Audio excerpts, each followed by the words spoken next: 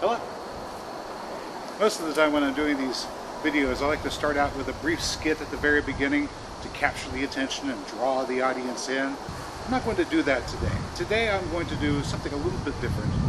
I'm going to show you a brain teaser, let you think about it for a little while.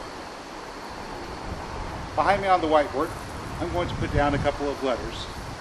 We're going to have J for Jefferson City, and A for Adamsburg. Now, these two cities are separated by a broad plain. There's a path that travels this way from Jefferson to Adamsburg. The trip is a total of 12 miles. And it passes through a light wooded area. There's another path that goes from Jefferson to Adamsburg, and it goes this way. This trip is only 8 miles. But it's through this sort of marshy area.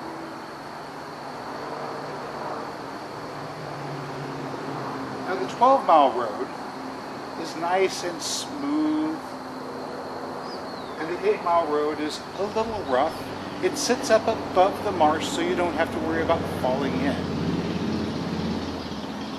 Now, if I were to ask you, what is the best route for you to take to get from Jeffersonville to Adamsburg? What route would you choose? Think about that, and at the end of the video, I'll give you my answer.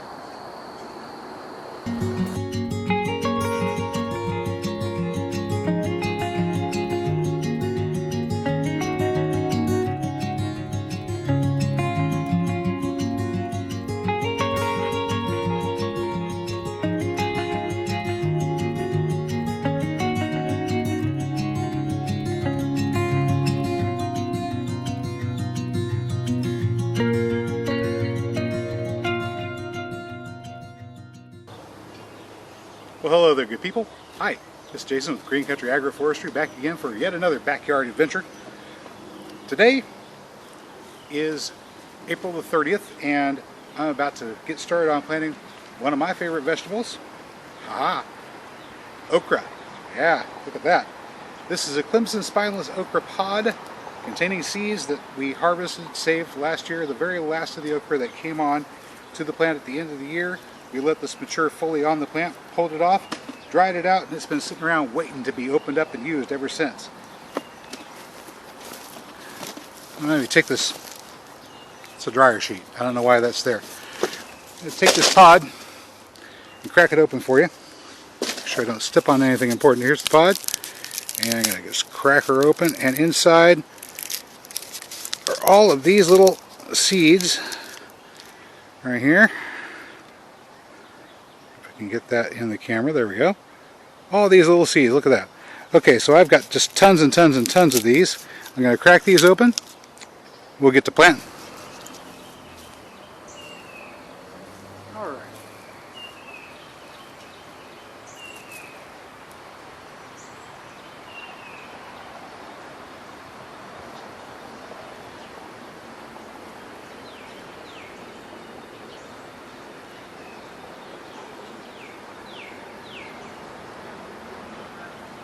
I do have some other okra that I want to plant other than just the Clemson spineless, but the spineless is what I plant just about every year, and it's the seed that I've been saving for the longest. So I'm going to experiment with the new variety out in the front yard this year. If it turns out really good, I may just say to heck with the Clemson spineless and try this other. I don't even know what to call the other one. It was some seed that was saved by one of my YouTube friends and given to me just a couple of weeks ago. All right, so I got 1, 2, 3, 4, 5, 6, 7, 8, 9, 10, 11, No, 10. So 10 holes per row, 6 holes, that'll be 60 okra plants. That's a lot of okra. And I got to put some dirt down in these holes before I begin planting. So let me go ahead and get onto that, and I'll be right back with you.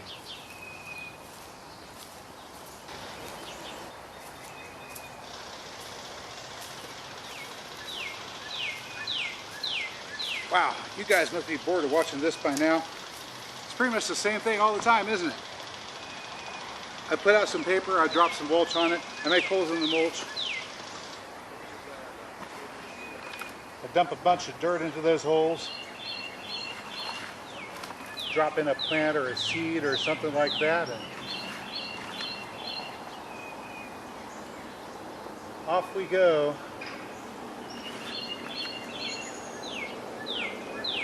One of these days, I'm actually going to have to grow something, right?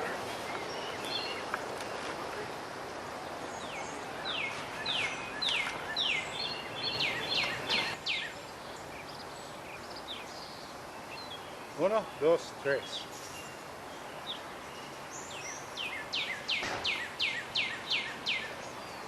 Un, deux, trois.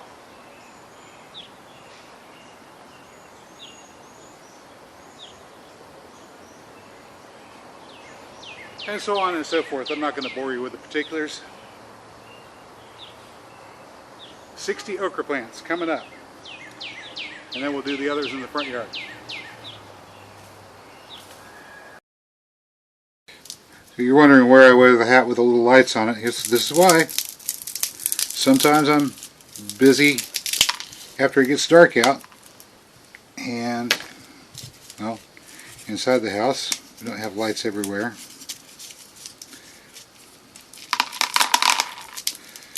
So, what was I saying about okra? It's related to hibiscus. You ever notice the flowers on it? But it makes these seed pods, and the seed pods is what we eat in okra. And one seed pod produces an awful lot of seeds. If I'm putting 3 seeds in per planting location, 12 planting locations per little row, that quantity of seeds that I got out of one pod, that should be enough to do one row. Maybe a little bit more. I think I already got a few seeds out of this one. Let's just go ahead and get the rest.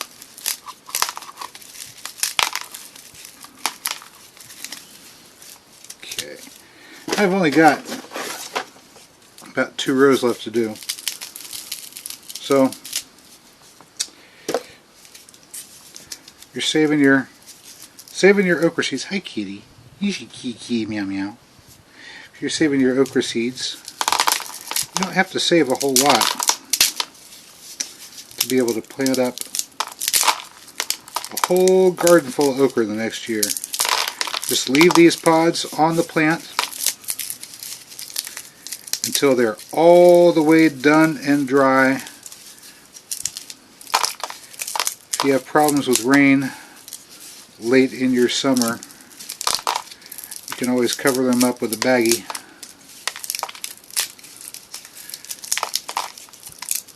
To keep them from getting mildewed. There we go. I'll do one more for good measure. I still have some more pods. Oh, that was a big one. See, let's let them grow all the way to full size. They get this big, you can't eat them anyway. They get too tough. Too tough to eat. They're still good for seed. So you leave some out, let them get tough. Save them for seed, and then you have a whole nother crop next year of okra. Alright, get that hole filled with dirt. I really like using this particular method with the dibble.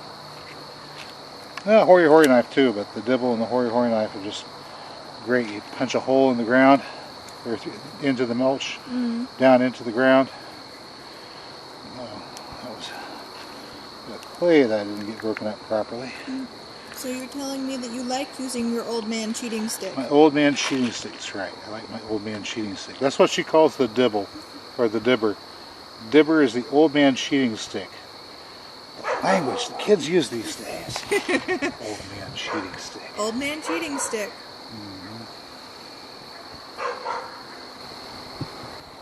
You know what this line's for? To help mark where you know where you're at. Help. That was a weird sentence structure, but you know what I mean. Yeah, it's to help me figure out where I need to plant. That is what I meant. Yep. It's not specifically to tell me where to plant okra, though. You know what it's there for, to help me know what to plant? You're not going to guess, are you? No. You need to tell the people at home. Yeah, this is my squash line. Ah. See, they would not have known that. Just to help me know where I'm going to plant that winter squash here in a couple of months. We'll get a picture of this. Look at those. Those two little pea blossoms. We're going to have peas here in a few days. Yeah, about a week, maybe two. And we will have fresh, sweet peas from the garden. So we're back here at our illustration showing Jeffersonville and Adamsburg. We're here in Jeffersonville. We're going to be traveling to Adamsburg. And I've demonstrated two paths. One going 12 miles up and around through a lightly wooded area. This is the smooth path. One going out and around through this marshy area, and it's a rough path. The smooth path is 12 miles long. The rough path is 8 miles long, and I ask you what route you would choose to get from Jeffersonville to Adamsburg. Now, I'm sure some people may have picked the smooth path that goes through the woods, even though it's a little bit longer. The roadway is smoother. Probably you can make better time. That seems reasonable. This path here is 8 miles, and depending upon your mode of transportation, a rough path may not make that much of a difference to you. And it's a shorter path, right? But the shortest path is the direct route. Straight across the plain, the shortest distance between 2 points is still always a straight line. That hasn't changed. You may not have thought of this, but this is what happens whenever somebody provides you with two choices for you to choose from, and you don't stop to think about maybe there might be another way. So that's today's lesson. Think of the other way. Whenever somebody gives you two choices, stop and think. Are these valid choices, or is there another way? Alright, so it's been a few days and the okra has started to come up. There we go, 1, 2, 3 okra. It's nighttime. We're using the infrared camera again. Isn't that neat? We got infrared. We can get this okra on the camera. So I'm kind of reminded of a Robert Frost poem. And I'm not going to recite the entire thing because I think there's some sort of copyright issue and I might get in trouble if I do recite the entire thing. But it's called The Road Not Taken. And the very tail end of it goes something like this.